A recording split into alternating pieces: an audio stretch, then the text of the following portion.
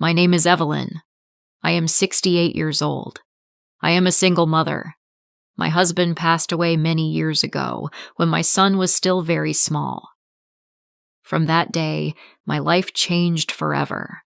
I became both mother and father to my child. I had no one else in this world but him. When my husband passed away, I was very afraid. I did not know how I would raise a child alone. But when I looked at my son's small face, sleeping beside me, I felt strength in my heart. I promised myself, I will protect him. I will never let him feel alone. I worked very hard. I cooked simple food. I washed clothes with my hands. Sometimes I cleaned other people's houses. Many nights I went to bed tired and hungry, but I always made sure my son ate first. When he smiled, my pain became lighter. When my son was small, he often fell while learning to walk. Each time he cried and reached for me, I held his hands and said, "Don't be afraid. I am here."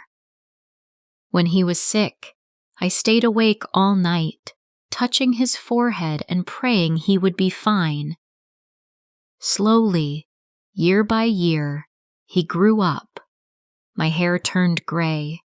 My body became weak, but my love never became weak. When my son became a man, he worked in the fields.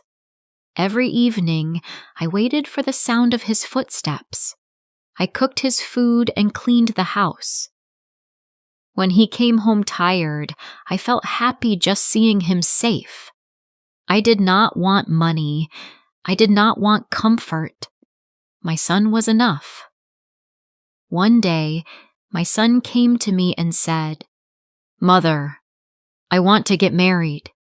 I smiled at him. "If this makes you happy," I said, "then I am happy too." Fear lived inside my heart, but I did not show it. I knew my life would change again. When his wife came to live in our house, I welcomed her kindly. She was young and beautiful. I said, "This is your home now." I tried to help her in the kitchen and showed her where things were kept. But after a few days, I felt something was wrong. She spoke to me with short words. She avoided my eyes. When I tried to help her cook, she said, "I know what to do." When I spoke, she became angry, so I slowly stopped speaking. I told myself, she is young. She needs time. One evening, my son came home very late from the fields. His clothes were dusty. His face looked tired. He sat down and said, "Wife, I am tired. Please bring me some water." There was no answer. After some time, he called again. "Wife, I am hungry. Where is my dinner?" Still, there was no answer. I was in the next room. Our house was small, and the walls were thin. I heard my son stand up. His voice became louder. "Why don't you answer me?" he asked. Then I heard her cry. "It's your mother," she said. "She hates me. She keeps shouting at me. She calls me lazy and stupid. She says, 'Why did my son marry a girl like you?'" My hands began to shake. Those words were not true, but I stayed silent. My son said, "Please," his voice soft.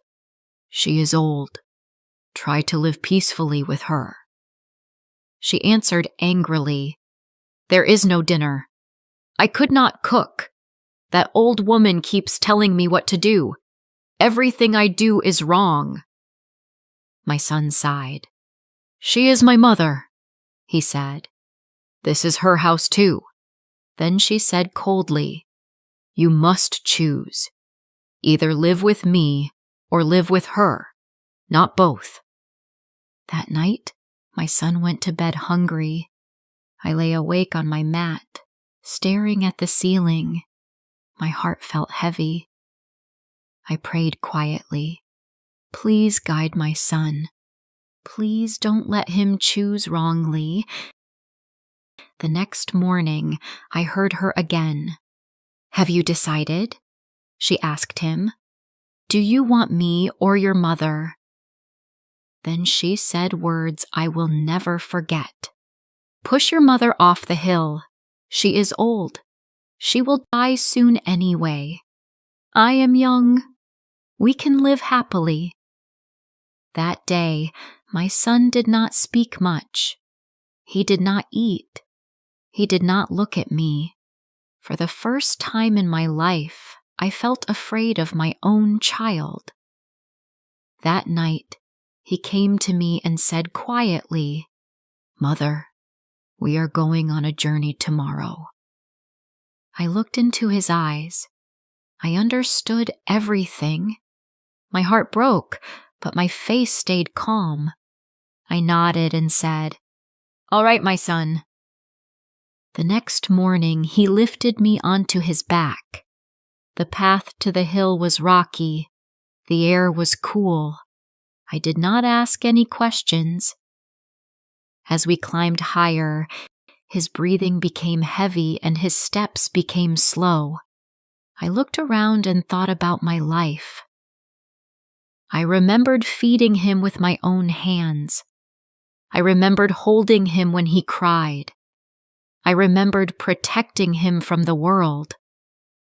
I thought, if my life ends today, I have no regret.